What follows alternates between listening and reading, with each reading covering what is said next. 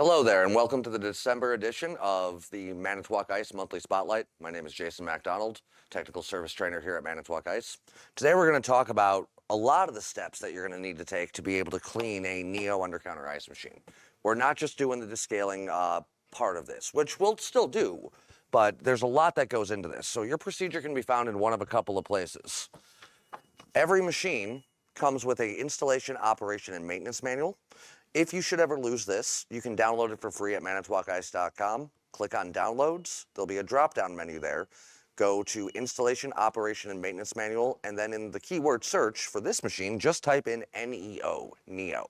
You'll be able to download a new PDF version of your install book that you've lost. You can also find that procedure in your Neo Technician's Handbook. I'm a tech by trade, so I usually utilize this. The Installation, Operation, Maintenance Manual is really an owner's manual. This is the tech literature, also free download on our website, but you'd want to do the drop-down for Service Manual and then type in NEO or Neo.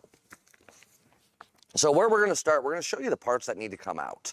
So right now, just for the purpose of the camera, we've got this machine out where you can see everything. If the unit was running, and we'll show that too, we would first turn the machine off, let it run the chemical through, but when you do that, that's something called a remedial cleaning. So the first thing we're going to show you is how to get your parts out of the machine. So there's a number of parts that need to come out. First thing that I'm going to take out today is going to be this ice damper. So what you end up doing is you loosen this screw. So we'll take that out. And forgive the lights, we're trying to utilize these so you can see better. And then this will start to pull forward.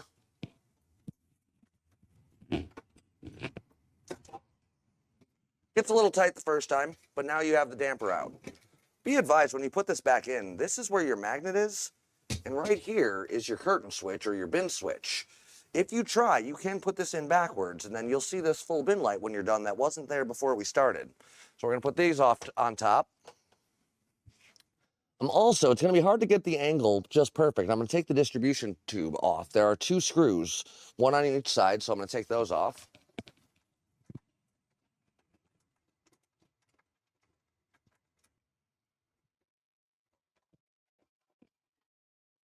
And now the tube comes off. And you'll notice that some of these, they start getting wider as they go out. That gives you that bit of distribution.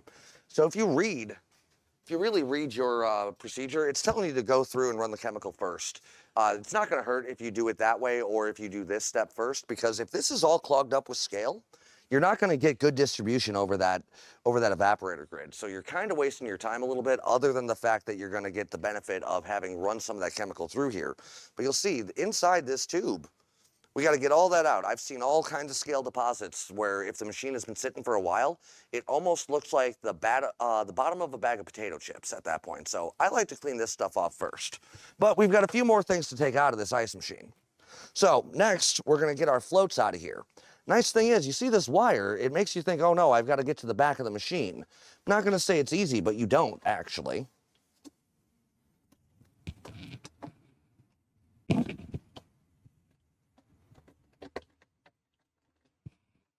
There's your wires for your harness. So now, these tend to be a little tight, so first time this machine's ever been disassembled. So you shouldn't need a special tool, but sometimes when you've been doing these things as long as I have, your hands don't work the way they used to. So I'm gonna try to utilize the pliers here. Might end up needing another one if we're being honest. There we go. Now this bracket just holds this here in place.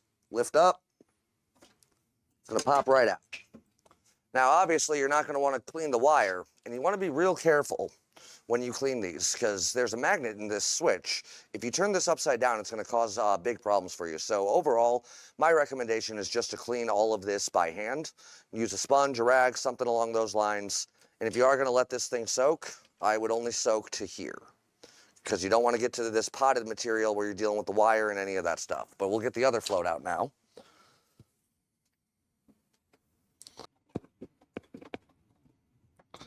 The holes are just as big as they need to be, apparently, so it's always fun to try to work your way through this.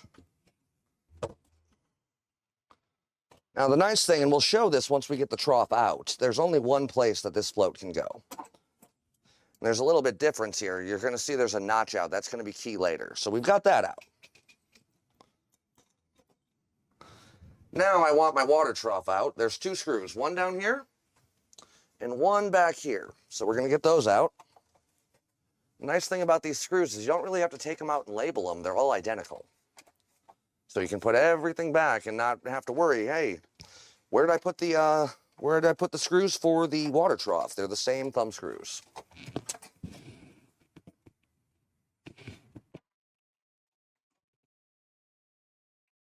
Now you see the water trough. Inspect these O-rings. Let's be sure that there's nothing damaged here. If they are, these are replaceable O-rings. You'd end up lubricating them with food grade grease, so that way everything goes back in and you're not leaking through this hole here, because there's a fitting that you don't want to be messing with too much. We'll get the camera back in here so you can see.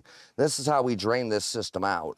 And feel free, look, see if there's any sort of restriction in here causing you not to drain the way you're expecting.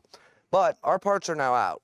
Now this guy you could also take out and clean up this bracket, but there's no functional bit here. This is what we call our water trough thermistor, but we're not talking sequence of operations today.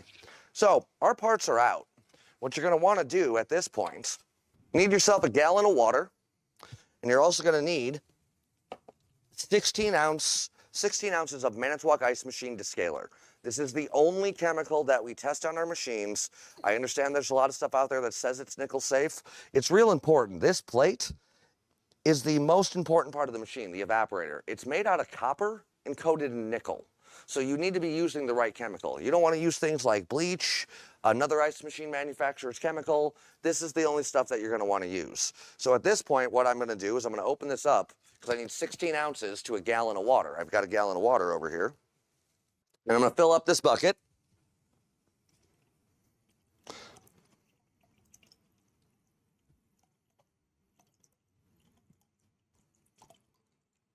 And those parts that I took out,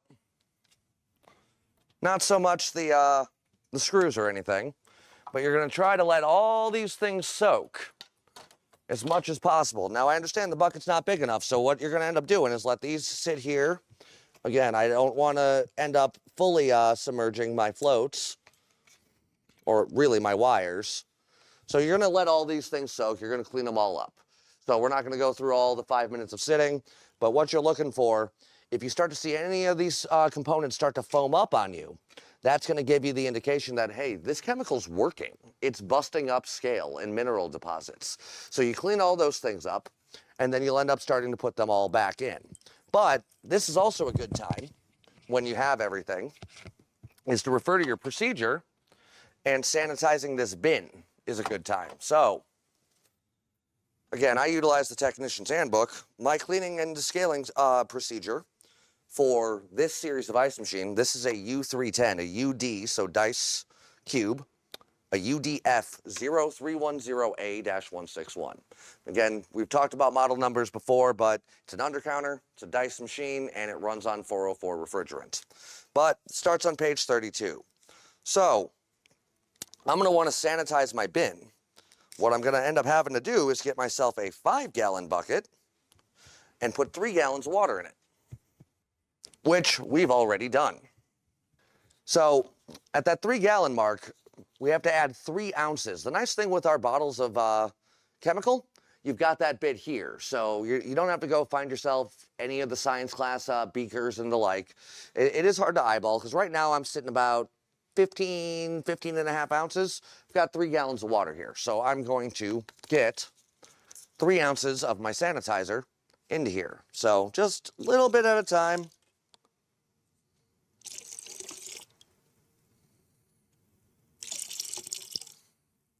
I'm close to 12. That should be approximately my 3 ounces. And what this is for is so I can clean the interior here. You don't want to use anything other than a sponge or a rag. I'm going to use a sponge because I have a sponge. We're going to clean the inside of this machine.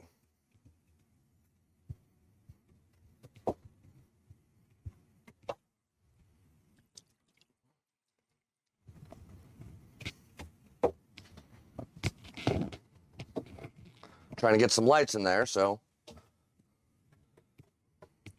And this machine actually is brand new. to the service training center, has not run. What you'll notice in your installation checklist when you go through all that bit, it also tells you to clean and sanitize the ice machine before starting it. So even though it's not the best example of a machine with any filth or anything of the like, it's a good thing to check, and it's a good thing to do. You got to remember, we build these in a factory, we ship them to a warehouse, and we do all kinds of things before they get there. Then they go to a distributor, they go to a dealer, they finally get to the customer. Hey, sometimes that's a couple of weeks. Sometimes that's a long time. So cleaning and sanitizing this unit is a good thing to do. And you're trying to get the plastics. So I'm going to get a little bit more here. And the nice thing with this is you just let this air dry. You don't have to rinse any of this off. It's all considered a safe way to go about it. Let it sit for a while, and then you're going to be good. Just let it naturally do its thing, let it dry itself naturally, and then once you're back making ice, you'll be good to go. So there are a few things that our cleaning procedure does not state that you need to do.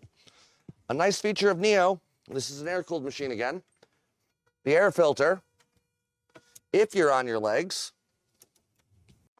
pulls down from the bottom here, and it says in your install book, this should be removed and cleaned about once a month. But we're already cleaning, and look, you can see just perfectly through here, so we're not too worried there. But another complaint that we get a lot of the times, you saw in the bin earlier, is, hey, my bin is full of water. Well, you got to keep in mind, the bin back here, the drain, which I'm about to get access to, this is just gravity. So the bin drain is actually right here. One of the first things I'd be doing is I'd be checking before I actually sanitized everything, hey, does water come through here without a problem? Or is it pooling up, a slow, terrible kind of drain that you're seeing? All right, so one thing I would end up doing is I would get this bin drain off of here. The shark tooth style clamp there. And at this point, I don't have an air compressor by me, but what I'd be doing is I'd be inspecting here and I'd blow through this line. That way, if I did have the complaint from my customer, hey, the bin is not draining. I've got water and ice. It's melting my ice. Hey, this is just a poly tube, and you've got a little stanchion here. It's like opening up your cooler and letting the water out before you leave the beach. So that's something that you're going to want to take a good look at. Another thing, and we'll have the camera come to the back here.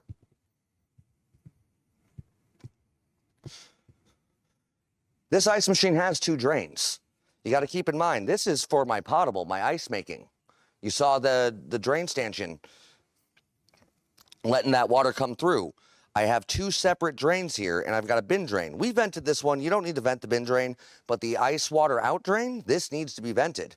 It adds an additional benefit here. I can actually get my air hose into here and blow through this line.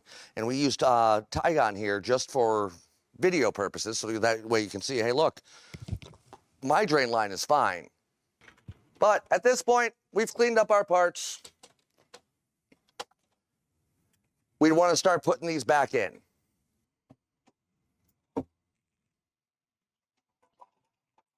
The bit that gets confusing is the bracket that holds the water trough thermistor in. You got to utilize that. Get that started. So you can get it back in place properly. The screw is what holds that bracket in there. We're not going to talk about troubleshooting the thermistor today. Now with undercounters, a lot of times it is hard to see what you're doing. So I'm hoping we're doing a good job with the camera here right now. Feel free to tell us if we did or did not in the comments.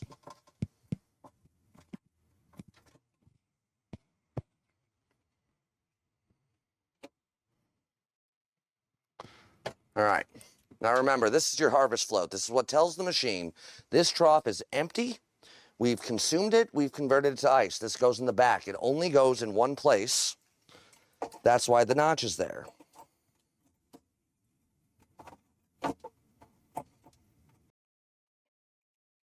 Sometimes you learn that you did something too quickly and you have to undo what you did. So what I had missed was there's a little loop there that allows this to sit in place, and it was not in place properly. What'll happen if you just didn't catch what I caught is this thermistor would hold this out of place and you end up having new problems. You came to clean your customer's ice machine and now it doesn't work. It was working before, so make sure everything goes back in the way you found it. Real world application is my favorite thing to show all of you. All right, so now we'll be able to get this back in.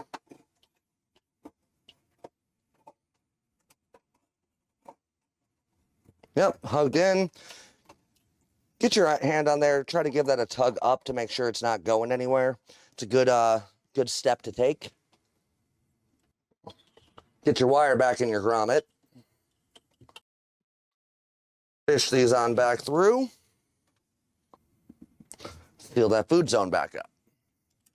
This one, we left it on there, but again, only goes on one portion of the trough. This one goes on the front. It can use any of these three stanchions. The middle is the factory setting for normal bridge thickness. You can sit a little bit higher. You'll notice it's not much higher. Brings in more water, makes thicker ice, or lower, brings in a little less water, makes a little thinner ice. It's based on preference. So sometimes you end up losing your wires. So unfortunately, even though you shouldn't have to, we're going to show you removing the back cover to get our wires back. I mean, the only thing not real world about this application is right now we've got the machine out in an area for you to see. It's not hooked up to water currently. We'll get to that here shortly. All right. So what you saw before, and we'll highlight this again. I was getting ready to put my float switch back in, and my wires for my float switch were not available to me. They had fallen behind here. So we're going to fish these back through, and we'll go back to the front of the machine and finish our job there. Because you don't want to try to go through this with a needle nose unless that's your only option. So at this point, because of that happening, first thing I'm going to do is I'm going to connect my wires. Fish those through. Get my grommet. And snap that back in place. All right, so we're almost there, everybody.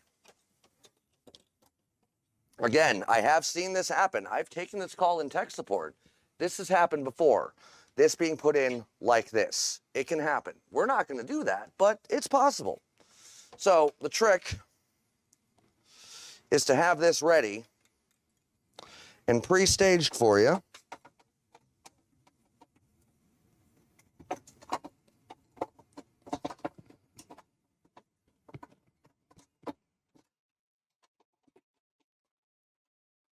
And now you're back in.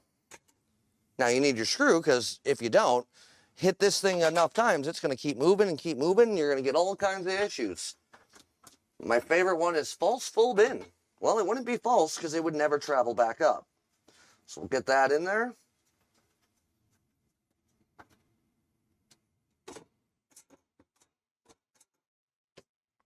Now, our distribution tube. Last piece here.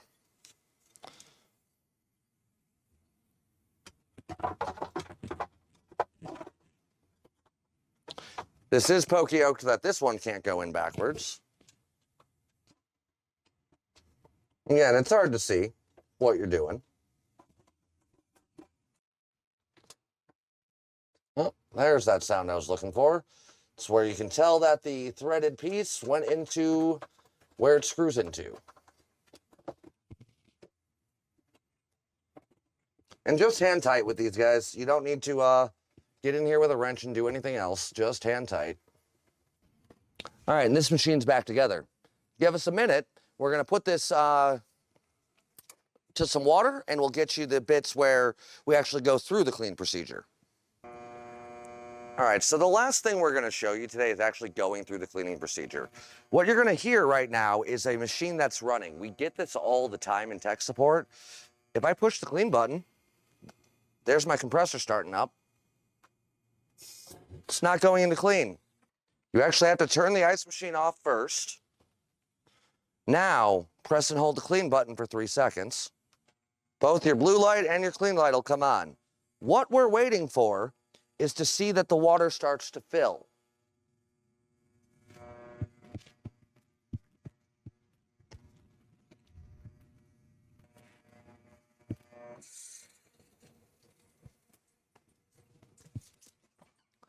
So it's going to keep filling up. What you're going to wait for is for this spigot to be done. And then, this being a 310, the only Neo that takes less than 2 ounces is going to be the Neo 140. The U140 or UF140 only takes 1 ounce. So I've got my chemical. Once this stops filling, I'm just going to put in 2 ounces and let this run its course.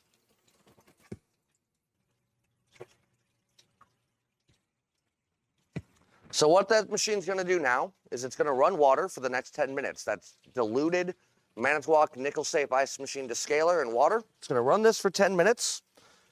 Then it's going to do a series of 6 rinses and drains. It's going to rinse, it's going to drain out the old water, fill back up, rinse, drain, fill back up, and you'll notice that eventually this clean light just goes out. We're not going to wait for the approximate 22 minutes that this takes, so I would like to thank all of you for tuning in, wherever you are. If you like the content, please like and subscribe. We do have QR codes out there for giving us ideas for new content, but I haven't seen a Neo cleaning video in a long time. Thank you for tuning in. Like and subscribe to the channel. Have a good day.